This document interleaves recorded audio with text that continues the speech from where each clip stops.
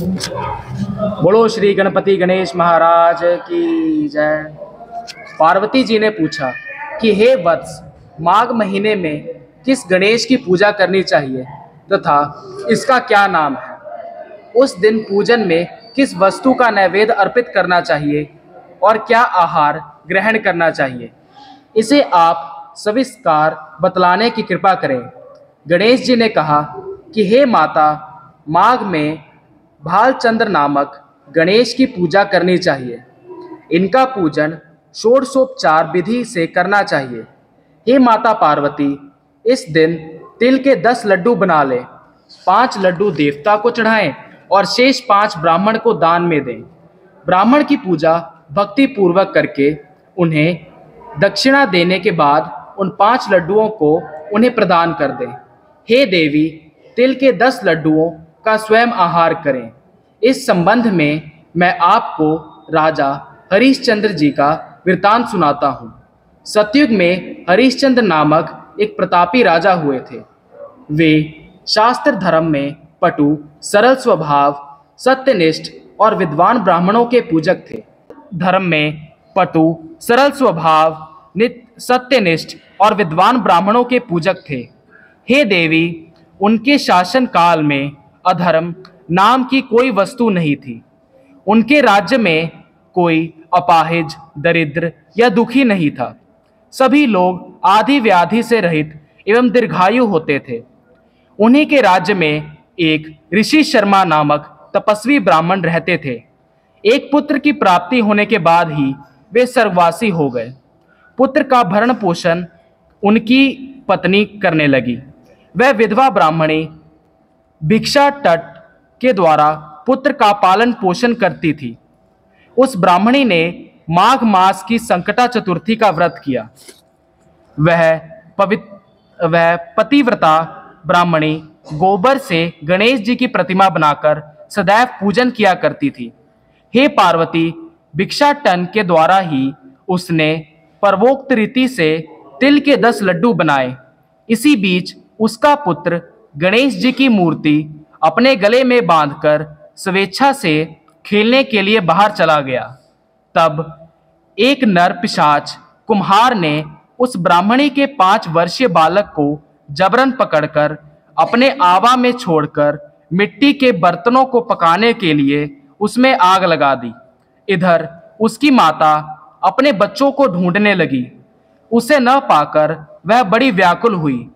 वह ब्राह्मणी विलाप करती हुई गणेश जी की प्रार्थना करने लगी। हे गणेश जी, विशाल शरीर वाले, हे सूर्य नारायण की लाली के सदूश कांतिशाली, हे सुंदर जटा समूह को धारण करने वाले, आप इस दुखनी की रक्षा कीजिए।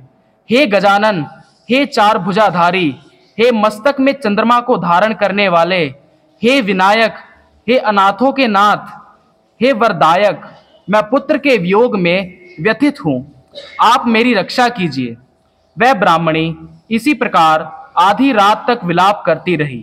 प्रातः काल होने पर कुम्हार अपने पके हुए बर्तनों को देखने के लिए आया। जब उसने आवा खोल के देखा तो उसमें जांघ भर पानी जमा हुआ था, और इससे भी अधिक आश्चर्य उसे जब हुआ कि उसमें बैठा एक खेलते हुए बालक को देखा। ऐसी अद्भुत घटना देखकर वह भयवश कांपने लगा और इस बात की सूचना उसने राज दरबार में दी। उसने राज्यसभा में अपने कुकृत्य का वर्णन किया। कुम्हार ने कहा कि हे महाबाहु, हे प्रज्वलीन अग्नि के समान तेजवान, हे महाराज हरिश्चंद्र, मैं अपने दुष्कर्म के लिए वध के योग्य हूँ। उसने आगे कहा, हे महाराज, कन्या के विवाह के लिए मैंने कई बार मिट्टी के बर्तन पकाने के लिए आवा लगाया, परंतु मेरे बर्तन कभी भी नहीं पके और सदैव कच्चे ही रह गए। तब मैंने भयभीत होकर एक तांत्रिक से इसका कारण पूछा। उसने कहा कि चुपचाप किसी लड़के की तुम बलि चढ़ा दो, तुम्हारा आवा पक जाएगा। मैंने सोचा कि मैं किसके बालक की बलि दूं? जिसके बालक की बलि दूंगा वह मुझे क्यों कर ही जीवित छोड़ेगा। इसी भय से हे महाराज, मैंने दृढ़ निश्चय किया कि इसे ही बैठाकर आग लगा दूंगा। मैंने अपनी पत्नी से परामर्श किया कि ऋषि शर्मा ब्राह्मण मृत हो गए हैं। उनकी विधवा पत्नी भीख मांगकर अपना गुजारा करती है। अरे वह लड़के को लेकर क्या करेगी? मैं यदि उसके पुत्र को बलि दे दूं तो मेरे बर्तन पक जाएंगे। मैं इस जघन्य कर्म को करते रात में निश्चिंत होकर सो गया। प्रातः जब मैंने आंखें खोलकर देखा तो क्या देखता हूं कि उस लड़के को मैं जिस स्थिति में बैठाकर गया था वह उसी तरह निर्भय भाव से बैठा है और उसमें जांघ भर पानी भरा हुआ है। इस भयावह दृश्य से मैं कांप उठा और इसकी सूचना देने आपके पास आया हूं। कुम्हार की बात सुनकर राजा बहुत ही हैरान हुआ और उस लड़के को देखने के लिए गए। बालक को प्रसन्नता पूर्वक खेलते देखकर मंत्री से राजा ने कहा कि ये क्या बात है? ये किसका लड़का है? इस बात का पता लगाओ। इस आवे में जांघ भर जल कहां से आया? इसमें कमल के फूल कहां से खिल गए? इस दरिद्र कुम्हार के आवे में वह दूरे मणि के समान हरी हरी दूब कहां से उगाई? बालक को न तो आग की जलन हुई और न ही इसे कोई भूख प्यास लगी। यह आवे में भी वैसे ही खेल रहा है मानो अपने घर में खेल रहा हो। राजा इस तरह की बात कह ही रहे थे कि वह ब्राह्मणी वहां बिलखती हुई आ पहुंची। वह कुम्हार को कोसने लगी।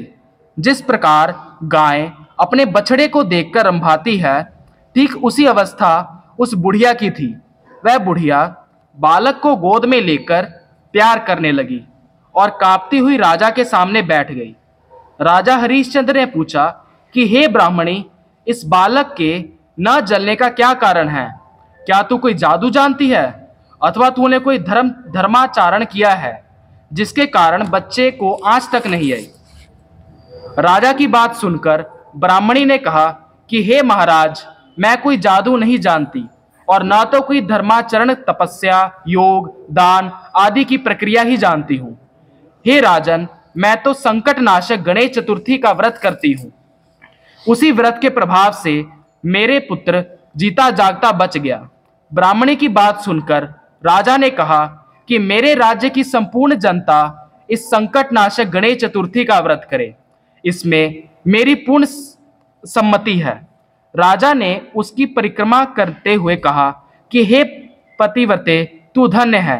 राजा ने संपूर्ण नगरवासियों को गणेश जी का व्रत करने का आदेश दिया। इस आश्चर्यजनक घटना के कारण सभी लोग उस दिन से प्रत्येक मास की गणेश चतुर्थी का व्रत करने लगे। इस व्रत के प्रभाव से ब्राह्मणी ने अपने पुत्र के जीवन को पुनः पाया था। इतना कहने के बाद श्री कृष्ण ने कहा कि हे युधिष्ठिर, आप भी सर्वोत्तम व्रत को कीजिए। इस व्रत के प्रभाव से आपकी सभी कामनाएं पूर्ण होंगी। आप मित्रों, पुत्रों और पौत्रों को सुख देने वाले साम्राज्य को प्राप्त होंगे। हे महाराज, जो लोग इस व्रत को करेंगे उन्हें पूर्ण सफलता मिलेगी। भगवान कृष्ण की बात से युधिष्ठिर बहुत प्रसन्न हुए और माँ कृष्ण गणेश चतुर्थी का व्रत करके निष्कंटक राज भोगने लगे। बोलो श्री गणेश महाराज की जय।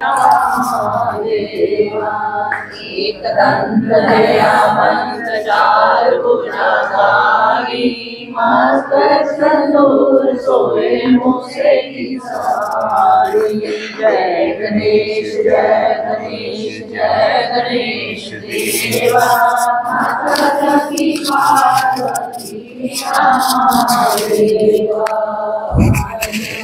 फूल चढ़े और चढ़े मेवा, लड्डूअन का भोग लगे संत करे सेवा। जय गणेश जय गणेश जय गणेश देवा, माता की पार्वती पिता महादेवा। अंधन को आंख, देव को नयन को काया, भाजन को पुत्र देव, निर्धन को माया। जय गणेश जय गणेश जय गणेश देवा, माता की पार्वती पिता महादेवा। पान चढ़े फूल चढ़े और चढ़े मेवा, लड्डूअन का भोग लगे संत करे सेवा। जय गणेश जय गणेश जय गणेश देवा, माता जगती पार्वती पिता महादेवा। दीनन की लाज रखो शंभु सूत्रधारी, कामना को पूरा करो जन्म हारी। जय गणेश जय गणेश जय गणेश देवा, माता जगती पार्वती पिता महादेवा। जय गणेश जय गणेश देवा, माता जगती पार्वती पिता महादेवा। बोल गणेश महादेव की जय। श्री गणेश भगवान की जय। आज श्री गणेश चतुर्थी, जिसको संकट चतुर्थी भी कहते हैं, तो मंदिर में भगवान श्री गणेश जी की, सिद्धि विनायक जी की कथा जो है हमारे माननीय पंडित जी के द्वारा हमने सुनी और बड़ा ही आनंद आया। तो गणेश भगवान जी आप सबके ऊपर कृपा करें और आप भी भगवान गणेश जो सिद्धि विनायक भी हैं, संकट मोचक भी हैं, संकट को हरने वाले हैं, तो वो आप सबके ऊपर कृपा करें। बोल गणेश भगवान की जय, गणपति महाराज की जय।